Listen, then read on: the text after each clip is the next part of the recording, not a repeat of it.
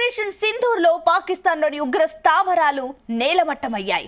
ఉగ్ర కార్యకలాపాల కోసం ఏర్పాటు చేసుకున్న స్థావరాలను భారత ఆర్మీ నామరూపాలు లేకుండా చేసింది. దీనికి సంబంధించిన వీడియోలు సోషల్ మీడియాలో చక్కర్లు కొడుతున్నాయి.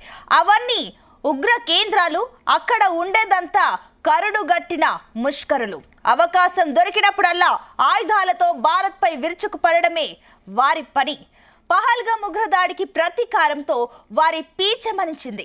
ఇక మంగళవారం అర్ధరాత్రి వారిపై భారత సైన్యం నిప్పులు కురిపించి విధ్వంసం సృష్టించింది. సరిహద్దుకు 100 కిలోమీటర్ల దూరంలోని ఉగ్రవాద శిక్షణ శిబిరాలతో పాటు వారి ఇళ్లు కూడా దెబ్బతిన్న వాటిలో ఉన్నాయి. మొత్తం 9 ప్రధాన లక్ష్యాలపై మన సైన్యం గురిపెట్టింది. వాటిలో 4 పాకిస్తాన్లో, మిగిలిన 5 పాక్ ఆక్రమిత కాశ్మీర్లో ఉన్నాయి. ఇందులో 4 జైషే మహమ్మద్కు, మరో 4 లష్కరే తోయిబాకు చెందినవి. మరొకటి హిజ్బుల్లా ముజాహిదీన్ శిబిరం. గుర్తించడానికి వీల్లేకుండా ఆరోగ్య కేంద్రాల ముసుగును వీటికి తొడిగిన ఆపరేషన్ సింధూర్తో అసలు స్వరూపం బట్టబయలైంది.